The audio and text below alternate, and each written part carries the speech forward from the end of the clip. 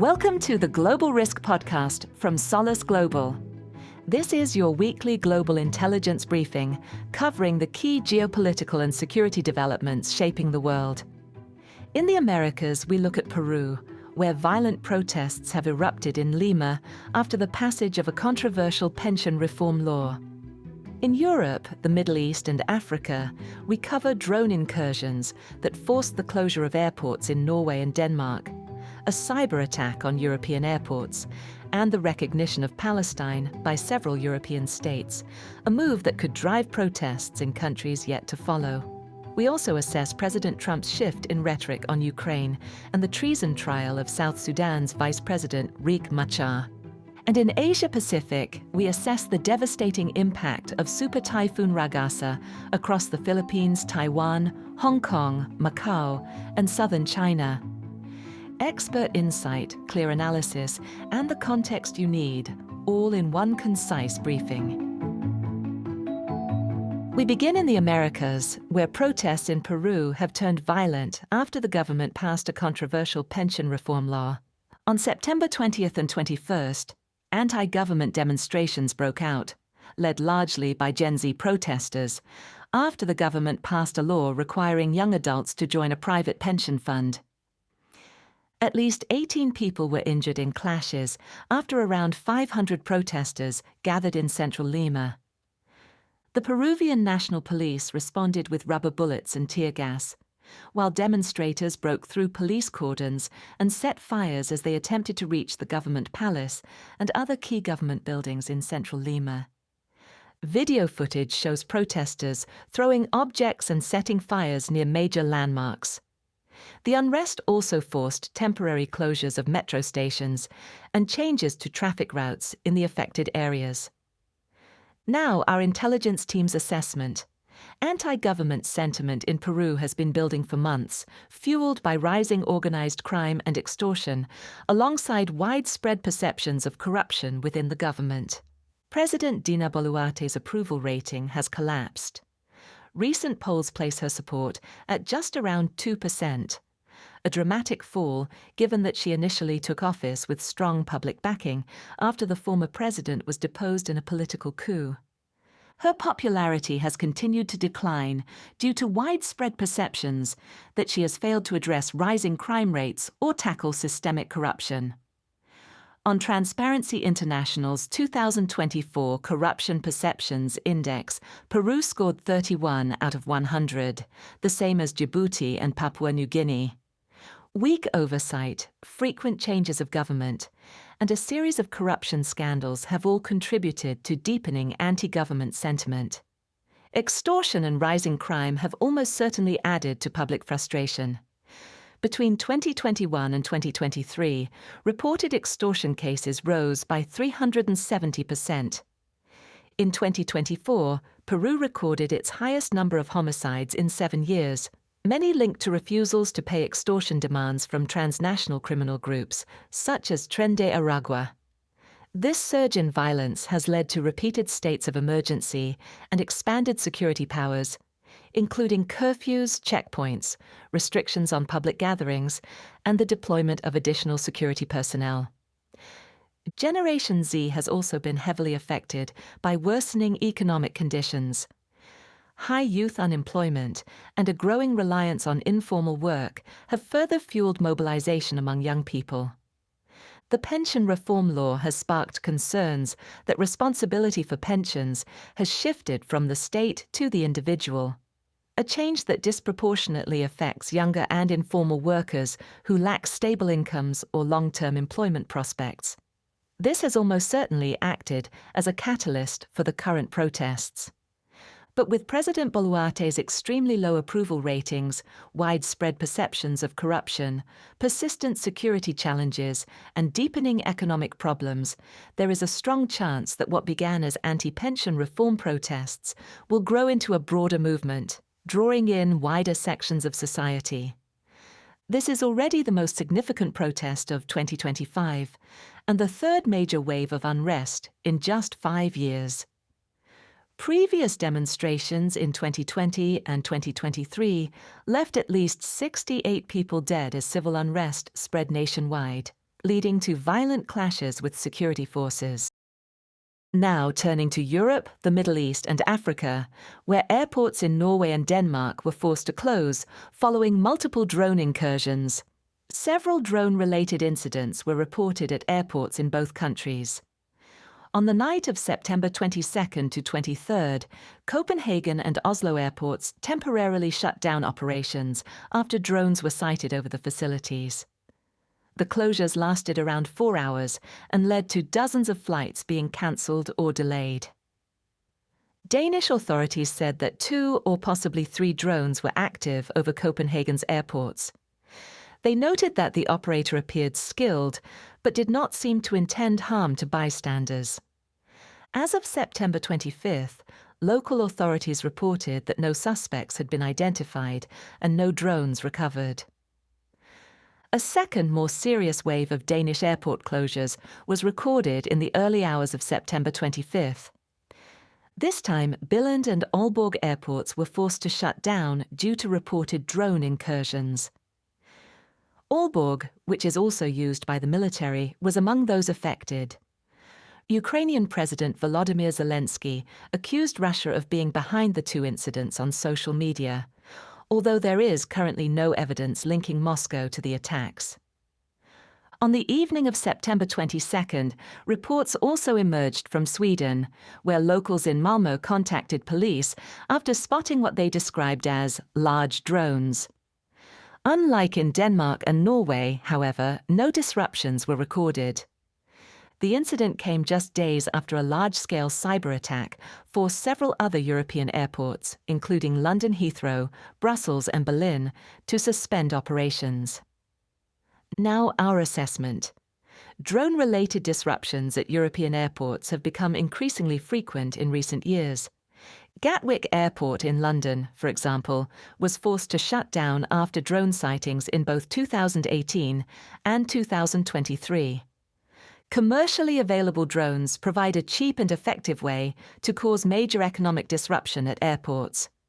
Even short pauses in operations can translate into millions of dollars in losses, as well as widespread frustration among passengers. Drones are also hard to detect or trace. They can be launched and recovered from just a few kilometers away, giving operators enough time to escape before authorities respond. In many cases, the systems are so cheap and accessible that operators can simply abandon them at minimal cost. No suspects have yet been identified, but there is a realistic possibility that Kyiv's assessment is correct, with Danish authorities describing the incidents as a hybrid attack. While single drone incursions over airports are often the work of individuals, the scale and coordination of these incidents suggest a high level of organization and planning, likely pointing to a state actor. Some of the targets reinforce this view. In Denmark, both Aalborg and Skridstrup are military sites. Skridstrup, in particular, hosts the entire fleet of F-16 fighter jets operated by the Royal Danish Air Force. Danish F-16s were scrambled more than 80 times in 2024 under quick reaction alert, most of them over the Baltic Sea, to monitor Russian aircraft. Denmark has also supplied Ukraine with several F-16s, with more due for delivery in 2025. Both Norway and Denmark continue to provide military aid to Ukraine, with pledges increasing this year. Moscow has recently taken a series of escalatory actions targeting NATO's so-called border states. These moves are likely aimed at testing the resolve of both individual nations and NATO as a whole, stirring domestic political tensions and assessing the responsiveness of air defense systems and response protocols. Notable examples include the incursions of several drones into Poland and Romania, as well as Russian fighter aircraft entering Estonian airspace. Belarusian and Russian forces also staged the Zapad exercises near Lithuania's border. Russian hybrid operations have previously focused on air transport hubs. In late 2024, Polish security forces arrested 4 people believed to be linked to Russian intelligence for allegedly plotting to plant incendiary devices on cargo planes. One such device detonated at a warehouse in Birmingham, in the UK. Taken together, these actions suggest a deliberate strategy to undermine Western support and apply pressure on NATO through a mix of conventional and asymmetric tactics, an approach Moscow has used since the start of the war in Ukraine. Given their effectiveness, the disruption they cause, and the limited risk of escalation, these tactics are likely to increase in both scale and frequency. Staying in Europe, where a large-scale cyber attack disrupted operations at several major airports, causing widespread delays and cancellations. On September 20th, major disruptions were reported at check-in desks in London Heathrow, Brussels Zaventem, Dublin and Berlin airports. Hundreds of flights were either cancelled or delayed. According to airport operators, the disruption was caused by a cyber attack that exploited vulnerabilities in the check-in software of Collins Aerospace, a US-based company that provides services to 3 of the affected airports. Problems continued on September 22nd, as Collins Aerospace confirmed it could not immediately deliver a secure, updated version of the software. The company is understood to be rebuilding the system after an attempted relaunch. Other European airports were also indirectly affected, as they were forced to adjust flight schedules and operations due to the disruption. On September 24th, UK authorities announced the arrest of one individual in West Sussex in connection with the incidents. Now, our team's assessment. The European Union Agency for Cybersecurity said on September 22nd that the airport incident was a form of ransomware attack using an identified type of malware. A ransomware attack is when perpetrators damage critical infrastructure or block access to it, demanding payment to restore it. In recent months, several high-profile ransomware attacks have targeted companies across the EU and the UK, in some cases causing damages worth hundreds of billions of US dollars. Thales, the French aerospace and defense company, reported that cyber attacks on the aviation sector have risen by 600% between January 2024 and April 2025, with 27 attacks recorded during this period. Notably, these incidents were carried out by a wide variety of actors, with 22 different groups identified as responsible. Air transport is highly likely to remain a prime target for cybercriminals, including both state and non-state actors. Because the sector is so interconnected, even short-lived disruptions can cause severe economic damage, creating a strong incentive for victims to pay a ransom. Air transport operators are also attractive targets for cyber espionage, given their access to strategically and economically valuable information, such as passengers' biometric data and advanced technology. Finally, airports are by nature high-visibility targets. With the public expecting extremely high levels of security, any disruption can have significant political consequences, making airports an appealing tool for hybrid warfare operations. Still in Europe, where several states have formally recognized Palestine, a move that could trigger protests in countries yet to do so. On September 21st, the United Kingdom, together with Commonwealth countries including Canada and Australia, formally recognized Palestinian statehood. Portugal did the same on that day. French President Emmanuel Macron also pledged to recognize Palestine during the UN General Assembly in New York. The announcements from the UK and France place them alongside other European countries that have already recognized Palestine, including Spain, Sweden, and Ireland. The move by other European powers leaves Germany and Italy as the 2 most prominent EU countries that have not recognized Palestine. In Italy, large pro-Palestine protests broke out on September 22nd in response to the developments. The unrest led to major clashes in Milan, Bologna, and other cities, along with vandalism targeting public infrastructure and businesses perceived to be pro-Israeli. Widespread transport and service disruptions were also reported. Protesters attempted to blockade Italian ports, including Genoa and Marghera, which serve as departure points for weapons shipments to Israel. At least 60 people were injured, and dozens were arrested. Now, our intelligence team's assessment. The recent diplomatic moves are almost certainly the result of growing domestic pressure in the United Kingdom, France, and other countries. These pressures have built steadily throughout the war in Gaza and have almost certainly peaked since the beginning of Israel's offensive in Gaza City. While recognition of Palestinian statehood is highly unlikely to have an immediate impact in Gaza or the West Bank, it is likely to complicate Israel's international standing. It will also highly likely lead to a further deterioration in diplomatic relations between Israel and both Paris and London. The most immediate impact of the recognition moves will highly likely be felt in Germany and Italy, as well as in Belgium, where the government has pledged to recognize Palestine only after the release of the hostages. All three countries have large pro-Palestine movements, but their governments are widely seen as pursuing broadly pro-Israeli foreign policy positions.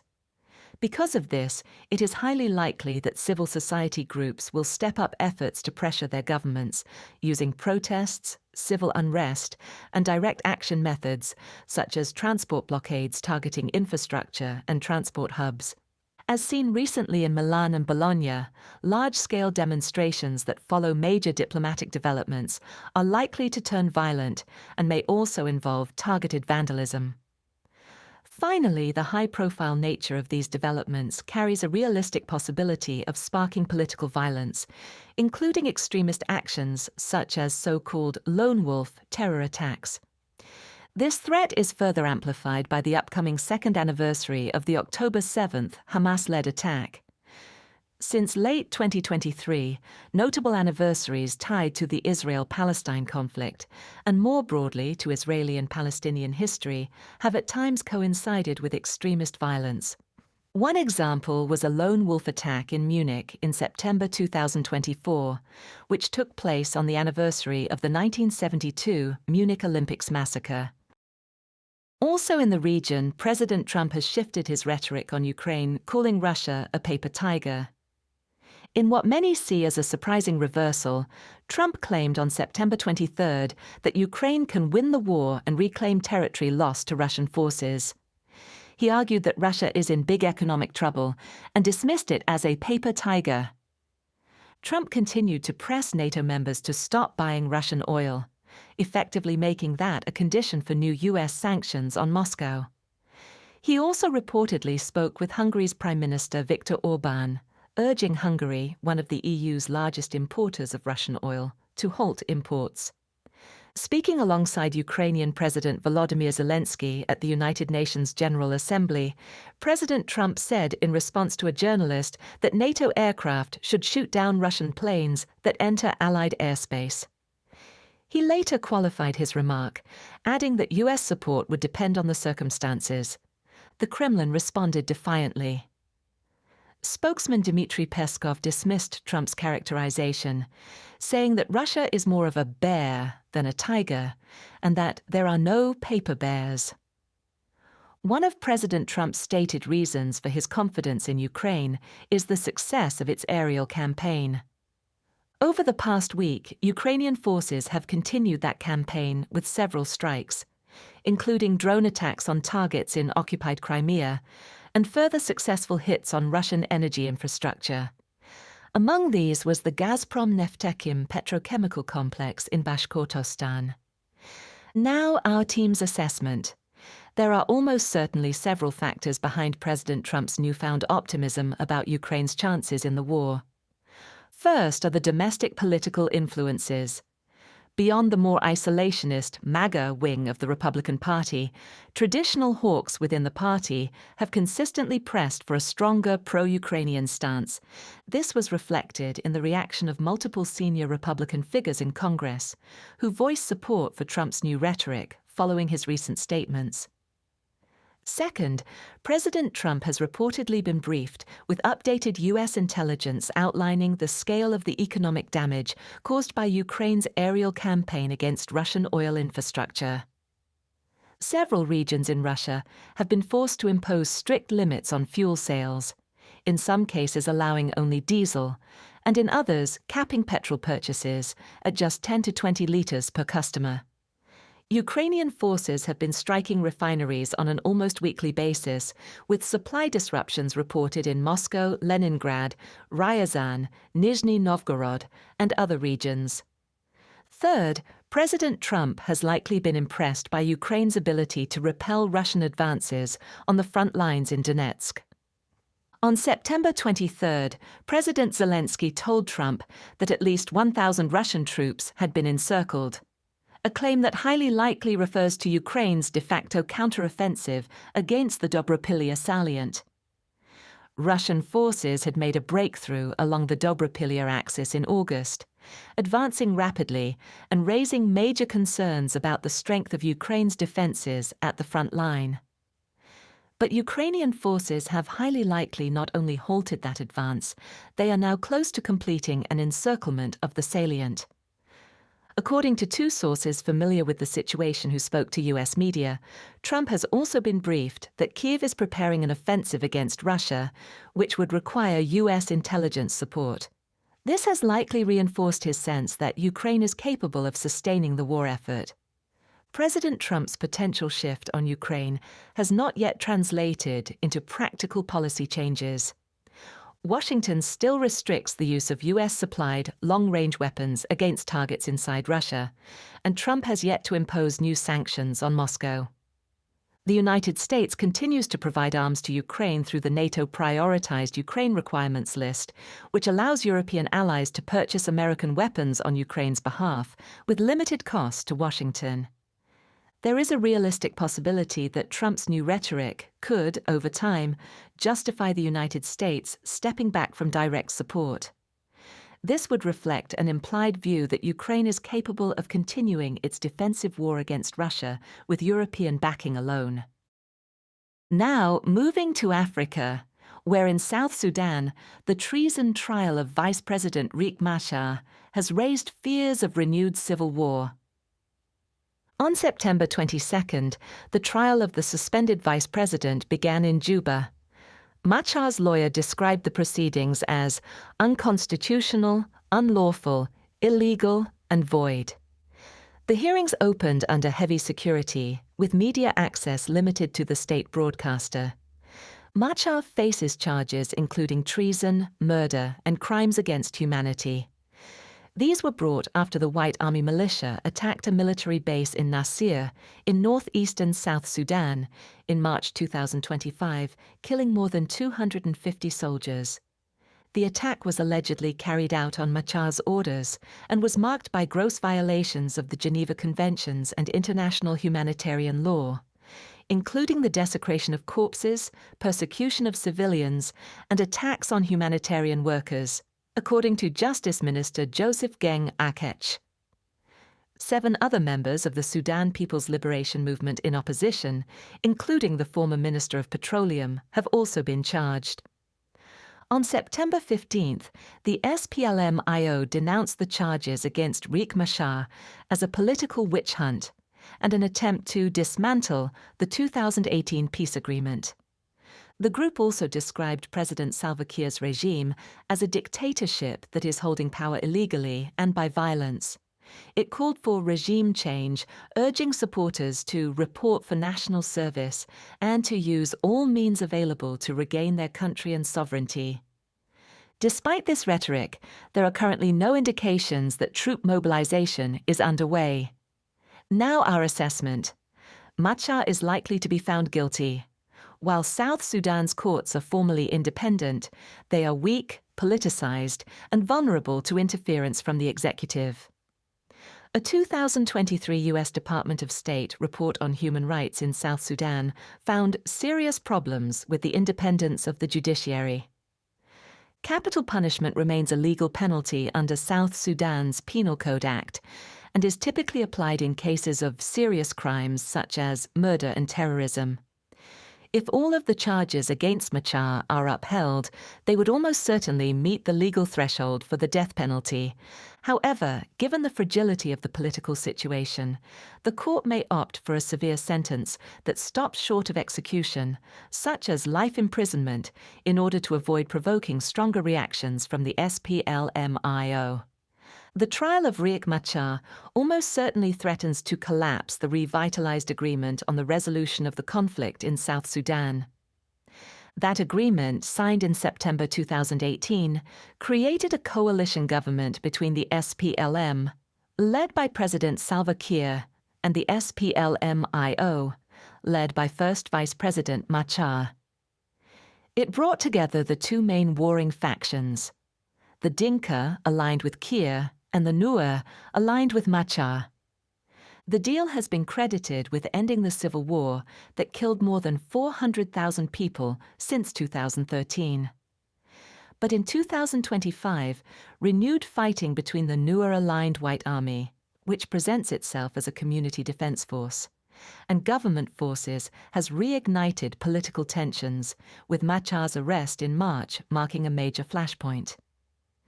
While the peace deal has not fully collapsed, a guilty verdict, particularly if Machar is sentenced to death, could trigger a return to civil war in South Sudan. Renewed clashes in 2025 have so far been offset by the formal commitment of both the SPLM and the SPLM-IO to continue political engagement, almost certainly because of the high risk of large-scale violence if the peace agreement were to fail. However, the statement issued by the SPLM-IO on September 15th calling for regime change and mobilization suggests a shift in its approach towards the government. Machar remains the most senior Nuer leader within the national government, and his sentencing would likely be interpreted by the SPLM-IO as a breach of the commitments made under the peace deal. Finally, in Asia-Pacific, Super Typhoon Ragasa has caused widespread damage across East and Southeast Asia. Known as Typhoon Nando in the Philippines, Ragasa developed from a tropical depression that formed in the Philippine Sea on September 18th. The storm system intensified into a super typhoon as it tracked westward between northern Luzon in the Philippines and Taiwan. Between September 23rd and 25th, the super typhoon struck Taiwan, Hong Kong, Macau, and southern China.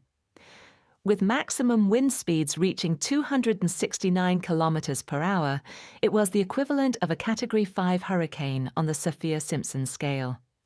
In the Philippines, at least 11 deaths have been reported.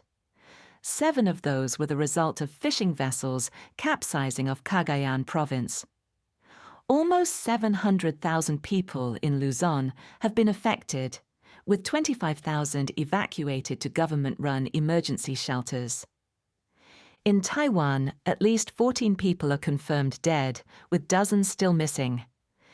Heavy rainfall caused a barrier lake in Hualien County to overflow, triggering a flash flood that devastated Guangfu Township and caused many of the confirmed fatalities.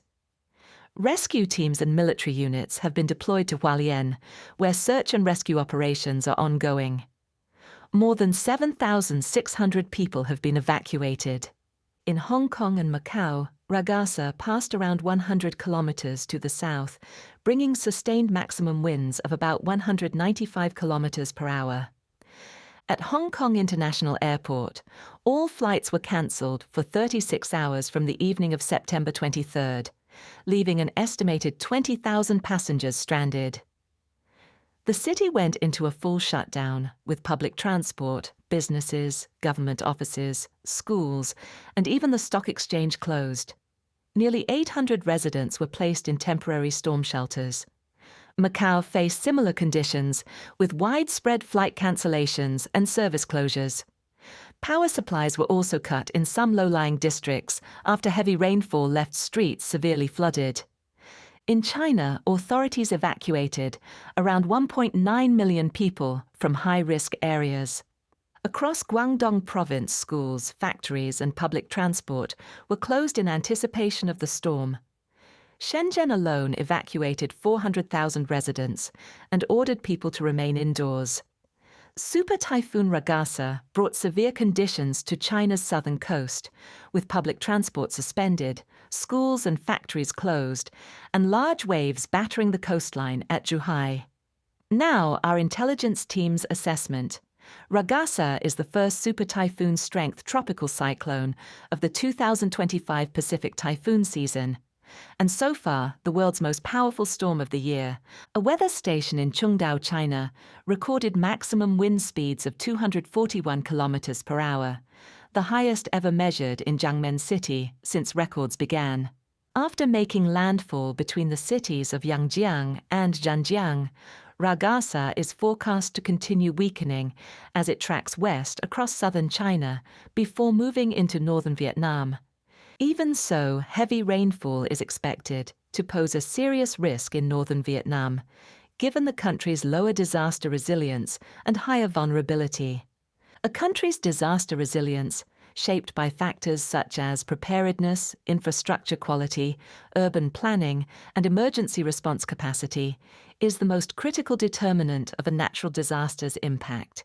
It is almost certain that disruptions will continue in the affected areas. Many of these disruptions reflect high levels of disaster resilience, which likely prevented far greater casualty numbers. Despite Ragasa's strength, no fatalities have yet been reported in mainland China, Hong Kong, or Macau. Super Typhoon Ragasa highlights the continuing threat of tropical cyclones in late summer and early autumn. This year's Northwest Pacific typhoon season had been projected to come in 15 to 20% below the 30-year average. But the development of La Niña conditions later this year would likely increase typhoon activity, potentially triggering an unusual rise in late-season storms. The U.S. National Oceanic and Atmospheric Administration's Climate Prediction Center issued an outlook in September, raising the odds of La Niña emerging in the winter of 2025 to 2026, shifting the forecast from unlikely to likely. If La Niña does develop, it would likely fuel the formation of additional powerful storm systems in the region later this year. That concludes this week's Global Intelligence Briefing. These updates are part of our Global Intelligence subscription, which includes weekly reports, in-depth briefings, and live Q&A sessions with our experts. To learn more, visit solaceglobal.com. Thank you for listening.